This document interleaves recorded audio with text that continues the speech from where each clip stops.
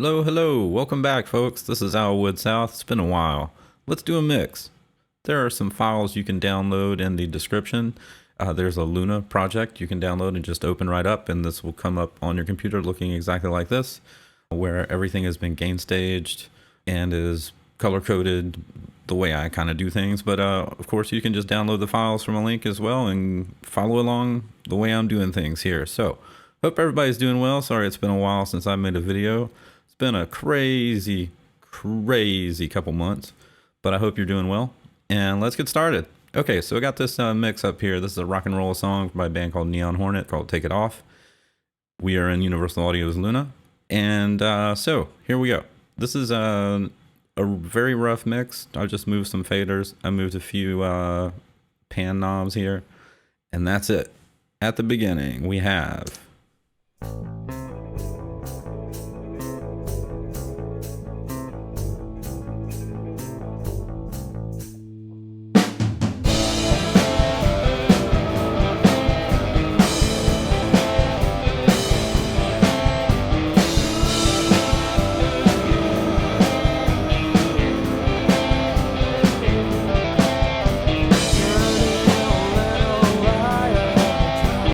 so yeah, rock and roll, right?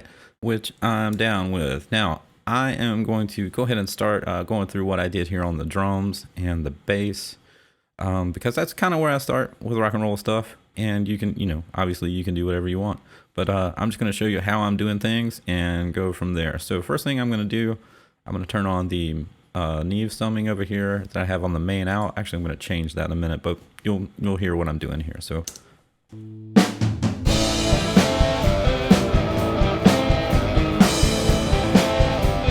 I have moved the headroom counterclockwise a little ways because I needed a little bit more headroom. Now I've gain staged these channels per channel, and actually if you open this up you'll see the session version has a few notes here, gain stage per channel. I put markers on there, align the downbeats to the BPM, and I left room at the beginning for some tones because I am going to print this to a tape machine, and I need some tones for that. So headroom, if I move this knob this way we get more distortion. If I move it this way we get less distortion. That's basically all you need to know about headroom. And I've left it on the high impedance. Here we go.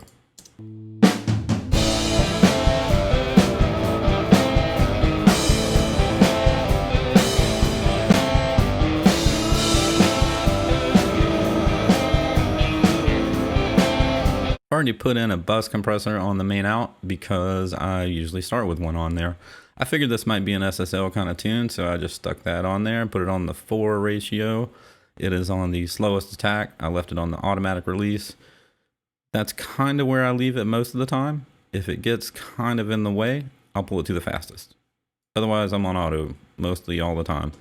No side chain filter. I want this whole thing going through the compressor. And no mix, it's all going through there. Here it is without.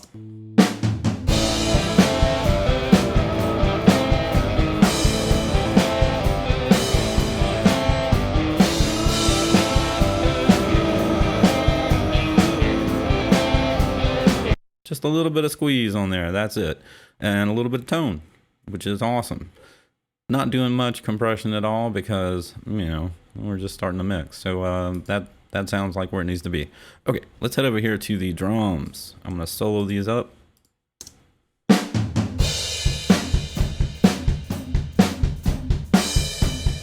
Before I get too far into this, I will tell you that the project that you open up, or if you just open up regular raw files in your own DAW, you need to check the phase on these drums. These drums were recorded live, and they were recorded well. I mean, you can actually tell they went through a compressor on the kick and stuff like that. Everything's under control. But the overheads, why don't I just show you what I mean here? Let's listen to the overheads. That's usually where the tone comes from on a rock and roll song anyway.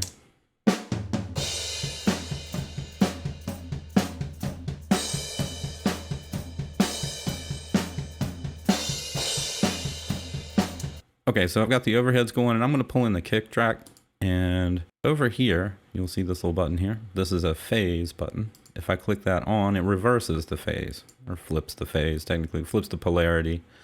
and listen to the difference.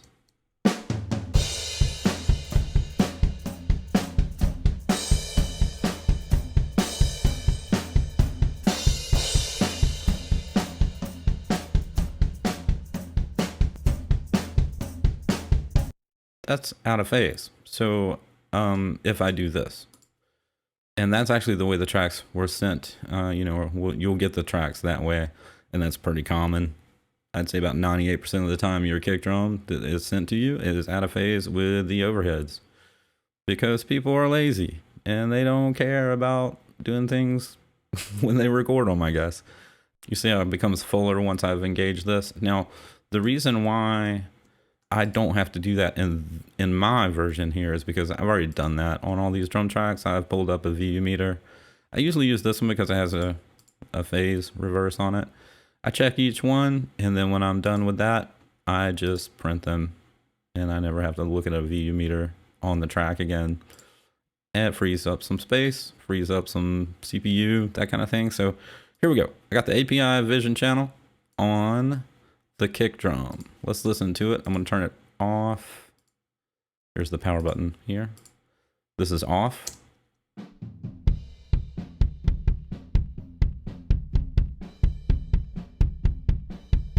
Sounds like a D12 microphone.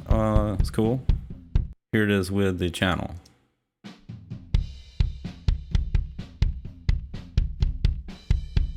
Off. On. Let's do that with the overheads, which I'm also going to pull up the Helios for. This Helios channel strip here. Let's talk about that for a second. I have a preset. I actually used a preset on this because if you go into the presets and you come down here to Jakir King, Jakir knows what he's doing, and he's got the overheads preset. I took that preset, changed it a little bit, and I mean very little bit. I left his low end. I think the mids are the same. I think this is the same. Mostly what I did was push the preamp harder. There's a little trick here. Comes up like this, right? If I take the mouse and I click on this 10, boop, it goes down 10 dB. I can boost the preamp 10 dB. And it sounds like this. I'll turn it off first.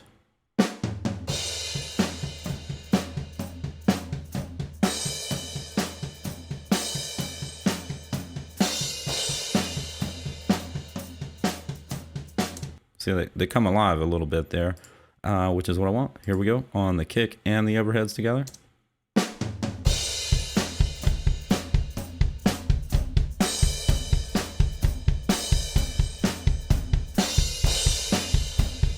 Cool. Now with both of those turned off.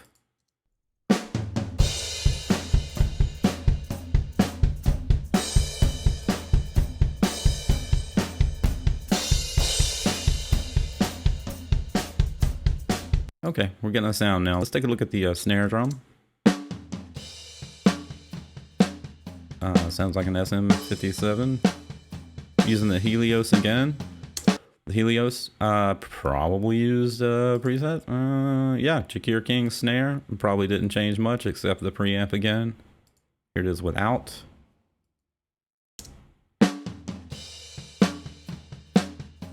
And with.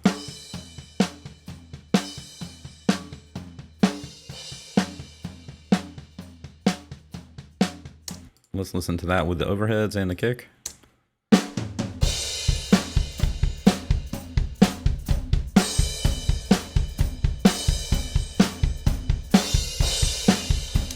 Now I like a little snap on the snare, so I'm also a big Zeppelin fan, and so I'm going to use the 1176, which is what they used. And with that on and the Helios, snare sounds like this.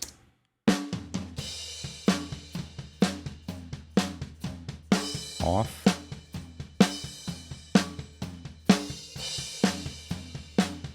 Kind of comes a little forward, gets a little more body with the overheads again and bass, kick drum.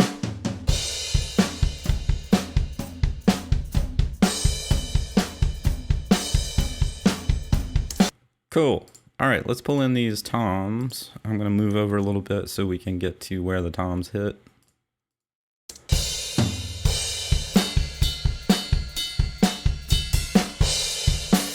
Actually, the toms are playing most of the verse, so the low tom.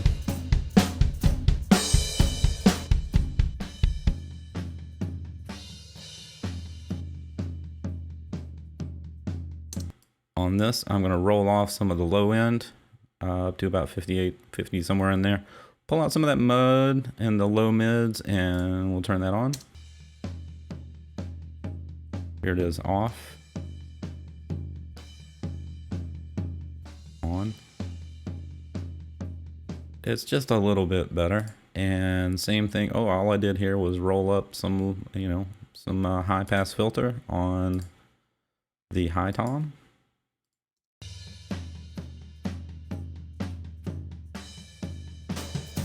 Overheads, snare, kick.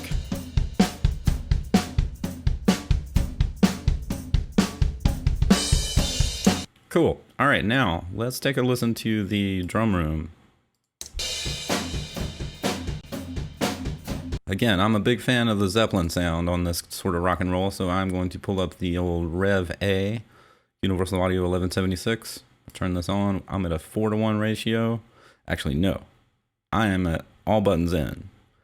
And that is going to crush the bejesus out of this room. And let me turn it off first. I'll bring it in and in the middle here.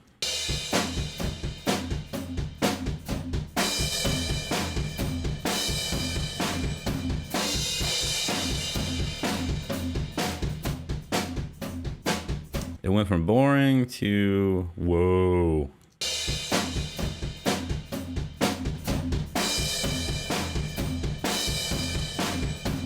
This may be the best plugin I have ever heard in my life, by the way. It does the distortion perfectly on the all buttons in. I've never heard another plugin do it this well, and so that's why I'm going to use it. Okay, so now I'm going to bring that in with the other drums.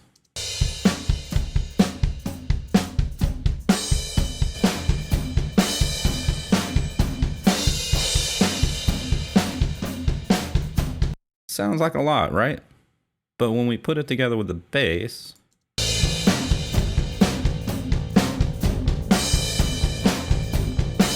we're starting to sculpt a tone here, right? So I'm going to leave that there. And what I'm going to do next is I'm going to create a drum submix with a bus, drum sub, stereo. I'm going to take all of these, send them over to the drum sub.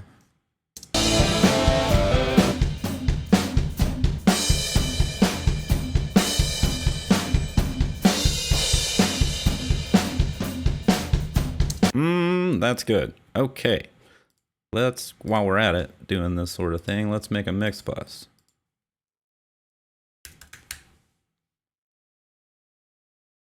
My MixBus is always red. I'm going to send that drum sub to the MixBus. Everything else also is going to go to the MixBus. I'm going to turn this off after I kind of copy what I did here. Okay, okay. None. I'm gonna move this over here.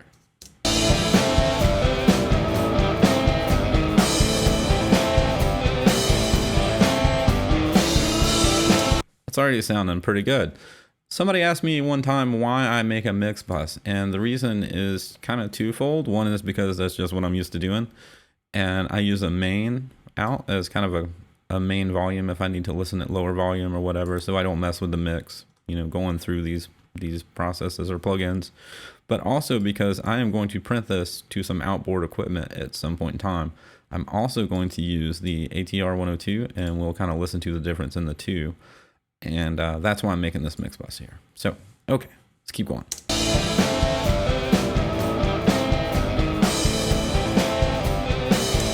This bass.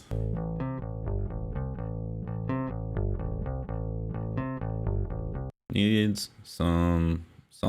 So what I have done here, I have run it through the SVT. I'm going into channel 2, which sounds pretty gnarly. I got the bass up, treble, crank the volume, pull the power soak back a little bit. I mean, how glorious is that, right? Let me turn it off and I'll turn it back on.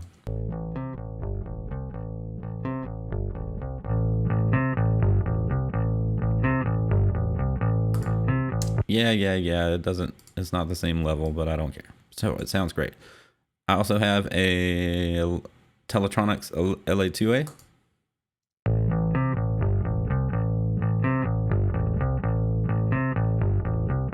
Off.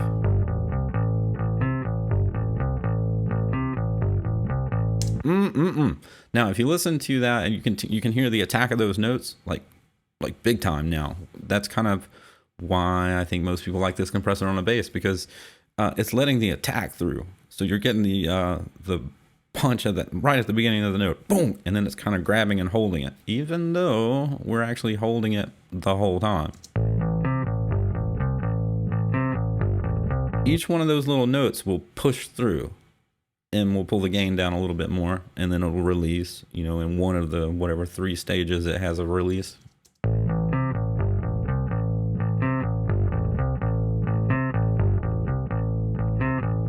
Let's hear that with the drums.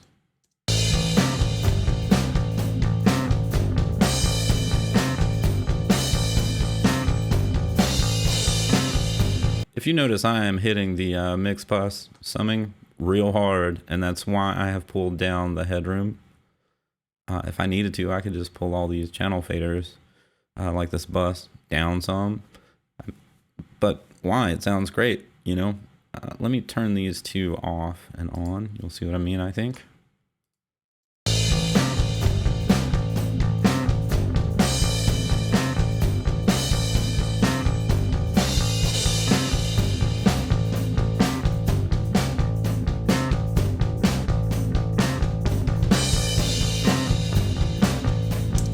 Yeah, it's magic. While I'm here, I'm going to put some tape on these. I usually do this first. But here we go. I'm going to use 250 tape. That's what I always use. That's what my hardware machine is using also.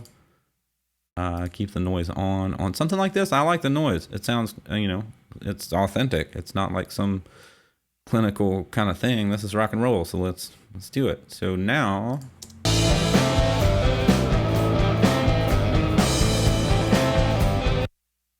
cool. Let's turn that off and then back on.